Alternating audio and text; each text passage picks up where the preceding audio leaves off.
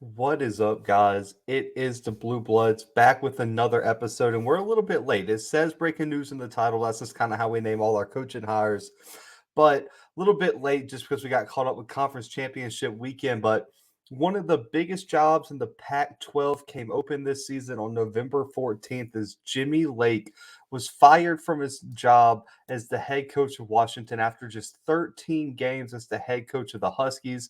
We already covered that here. That episode will be linked in the at the end of the video, but it he left with a bit of controversy regarding the suspension after the physical contact with a player.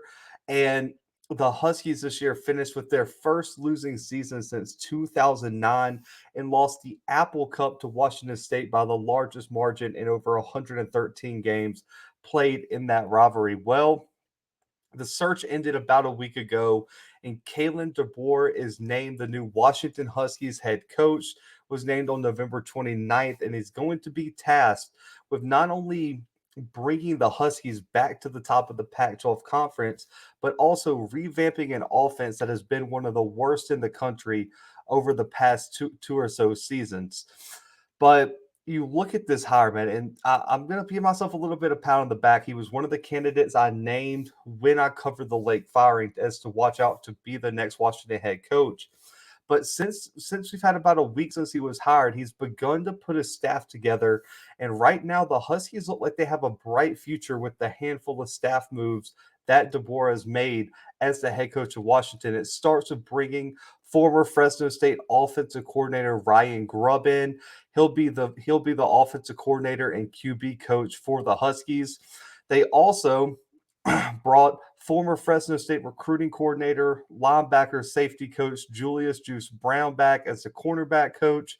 He was named the number 2 recruiter in the Mountain West for the 2020 season, and it was a key part in Fresno State having the number 1 passing efficiency defense in the Mountain West.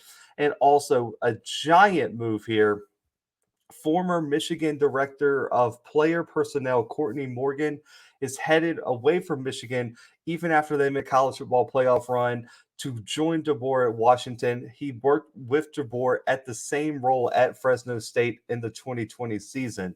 So big staff hires here initially as everything starts to kind of roll up there in Seattle. And the fans seem to love the hire. It was an offensive minded hire, which a lot of people thought the Huskies could make that decision. And on top of that, it's a West Coast guy with a lot of northwest ties in terms of recruiting, and he was building a solid program at Fresno State, and a lot of people respect him, especially at his time at the D2 level at Sioux Falls. But let's get into why he was the best choice for the head coach for the Huskies. Now, one, I already mentioned, they seem to favor an offensive minded head coach after some recent struggles, and they have a young quarterback that we're going to talk about in a little bit.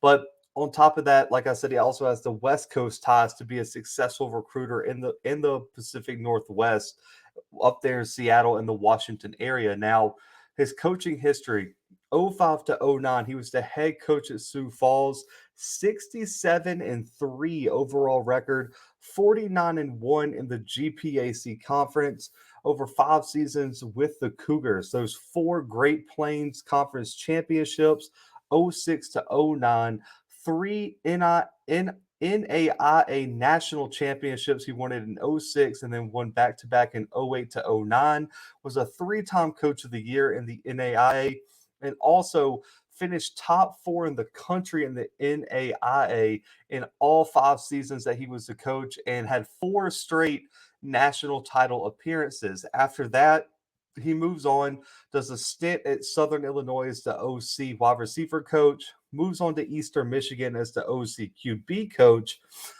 goes to Fresno State 2017 to 2018 as the OC QB coach, leaves for 1 year to go to Indiana in 2019 as the OC, and leads the Hoosiers to the number 2 offense in the Big Ten, over 443 yards per game that season. And then, of course, takes the Fresno State head coaching job, 12-6 overall, 9-5 in the Mountain West. A 9-win season this year with some huge wins, including one over UCLA in a huge top 15 upset. and has Fresno State in the New Mexico Bowl, which an interim coach will be coaching because he has now taken the job at Washington. But you look at the offensive side of the ball about why this was the right hire for the Huskies. Now, over the past 2 seasons, they have really struggled. John Donovan fired on November 7th and was a huge reason why this move was made because he can finally bring some offensive explosiveness and consistency to Seattle as the head coach and also bringing in a offensive coordinator they have a lot of ties together with. But when Donovan was fired, the Huskies ranked 109th in the country in both scoring offense and rushing offense, and ranked 112th in total offense, and only scored 30 points once in 9 games. Not the level that you want to be at. But when you look at Jabor, ninth ranked passing offense, top 30 scoring offense, and 14th in total offense in the country this season at Fresno State, and turned Jake Haener into a problem at the quarterback position. So the idea for Washington is that Grubbs and Jabor can be able to bring in a strong offensive scheme, be able to recruit the best offensive athletes in the Pacific Northwest, while also making a proper defensive coordinator hire could be extremely important to keep the strong, defensive history, defensive consistency rolling in Seattle at Washington. Now, the recruiting impact's a little bit harder to judge here because it's so hard to compare group of five recruiting to a power five level of one of which Washington's always up there in terms of Pac-12 rankings. Now, it was obvious in terms of improvement at Fresno State when Jabor came in. 101st in the country is what Fresno State's last recruiting class was. He led it to the 72nd class in only one season, as Grubb was his right-hand man in that class. Now, those two guys helped land the third highest ranked recruit in Fresno State history in Tyrone Sampson, a 4-star center, a top 350 recruit, and one of the top 10 centers in the country in that recruiting class. And they had a top 4 recruiting class in the Mountain West in both seasons. And looking ahead to the 2023 class, had the number 1 class in the Mountain West set up before his departure due to Devin Rivers, a top 600 recruit, a top 40 running back out of Brentwood, California, was really the highlight of that class. So, really and truly, he had a lot of success recruiting at Fresno State, but it's very hard to make that jump to the Power 5 level. So that's going to be the biggest question is, can he recruit at a Power 5 level consistently enough to win at a school like Washington? And what's going to be a very competitive Pac-12. Oregon's going to have a new coach. Arizona State's been great. Kyle Whittingham at Utah has just won the Pac-12. Lincoln Riley's now moving to USC. Chip Kelly really turned UCLA around this year. So the Pac-12 is going to be no slouch moving forward. Can Jabor recruit in the Pac-12 and recruit those big players to Washington? Now, they're going to have a lot of work to do. This 2022 class, over the next 2 weeks before early signing period, really has to be revamped. They only have 8 commitments right now. They ranks about 66 overall in the country and 9th in the Pac-12 currently.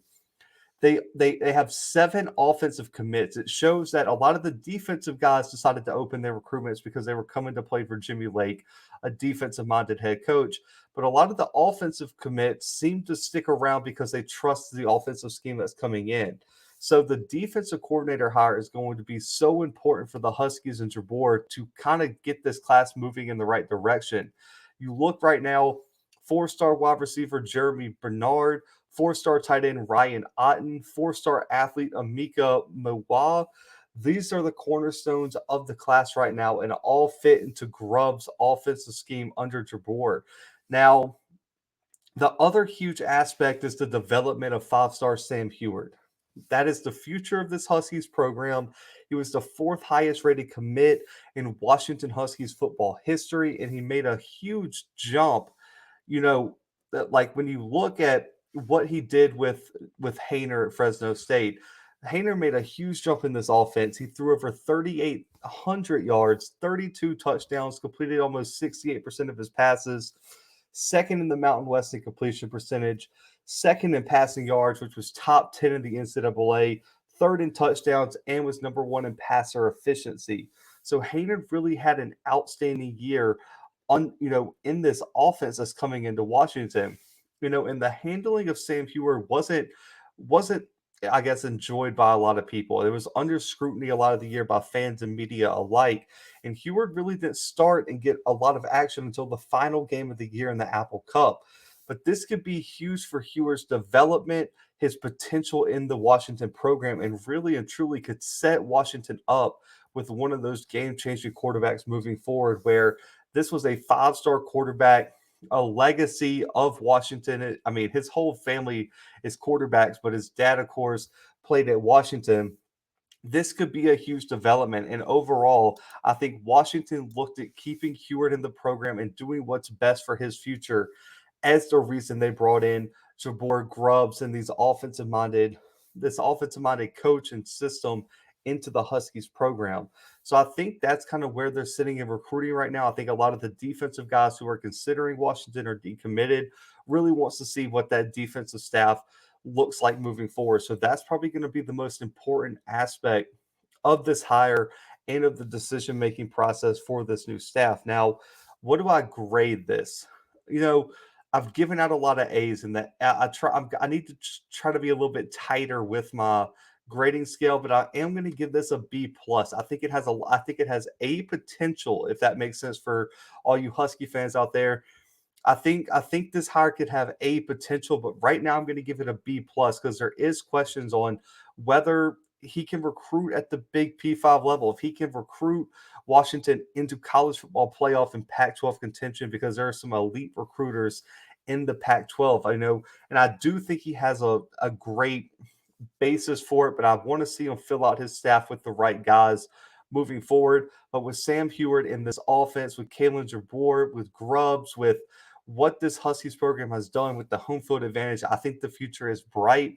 But right now, just based on some of the other hires we've had, I'm going to give it a B plus for now, a solid grade with a potential, as long as the staff's filled out properly and the recruiting is at the level that it needs to be to get Washington back at the top of the Pac-12. Now, comment below your thoughts on the hire. Give it a grade yourself. What do you think about the future of this Huskies program? And let me know what you think of the hire as overall, guys. But listen, there's going to be a lot of content coming in the next few days. The coaching carousel has been wild. I'm going to be trying to catch up on that. We have some great player interviews coming down the pipeline. And of course, we're covering the FCS playoffs and all the bowl games coming up as well, man. So make sure to subscribe if you're new. Hit that like button on the video and make sure to stay tuned for all the latest college football content right here on the Blue Bloods, guys. But for right now, the Blue Bloods are out.